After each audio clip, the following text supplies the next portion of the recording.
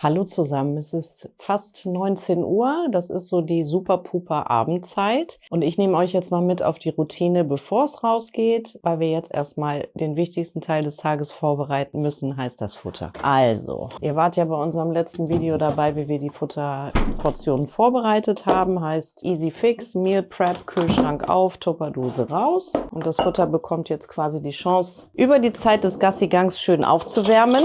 Kleine Notiz an euch, eiskaltes Futter ist schlecht für den Magen und auch für die Bauchspeicheldrüse. Das heißt, entweder ihr holt das Futter rechtzeitig aus dem Kühlschrank, da wir barfen, wärme ich lieber das Futter auf, während der Hund draußen ist, damit das Fleisch nicht irgendwie einen Stich kriegt, wenn es hier zu lange rumsteht. Also in die Aluschüssel rein, einmal kräftig durchrühren, Portion Liebe rein und ins Wasserbad stellen, Deckel drauf, Teil 1 erledigt. Super, Pupa. Mua.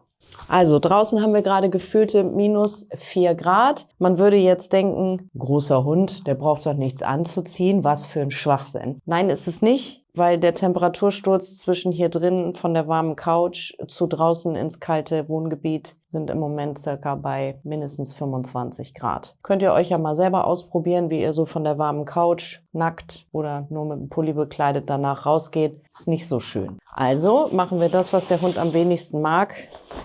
Wir ziehen einen Mantel an. Hier haben wir einen von Pompa, der hat schön reflektierende Paspellagen. Das heißt, wenn man so im Wohngebiet unterwegs ist und von einem Auto angestrahlt wird, leuchtet der Hund. Aber es kommen natürlich gleich noch mehr Lichter dran, damit man den Hund auch ohne Leuchte sehen kann. Ich versuche jetzt mal dem Super Puper seinen Supercoat anzuziehen. Und wie man vielleicht sehen kann, ist er nicht so begeistert von meiner Idee. Gar nicht begeistert von der Idee. Also ich ziehe den Mantel wie folgt an. Hier ist das Kopfteil, hier ist der Bodengurt. Ich gehe einmal mit der Hand rein, greife mir sanft seine Schnauze und ziehe das einmal rüber.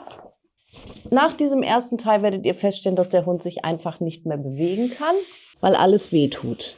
Natürlich tut es nicht weh. So, einmal glatt gezogen, Kragen umgeschlagen. Fertig ist der unglückliche Super Puper. Hasse euch.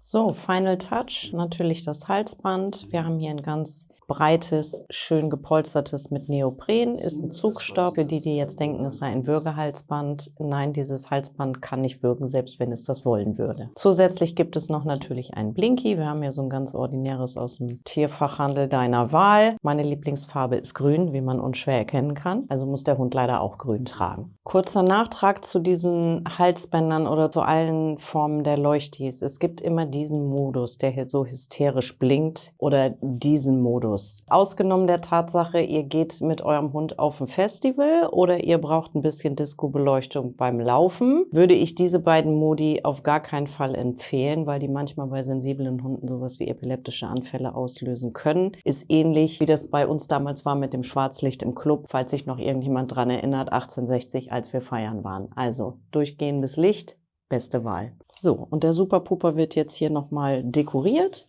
Einmal mit dem Halsband, hier nochmal zu sehen, das kann nicht würgen.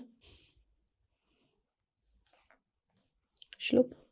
Ohren raus. Blick in die Kamera, wie gut du aussiehst. Oh, er hasst mich gerade. Ich liebe dich aber. Viel Spaß.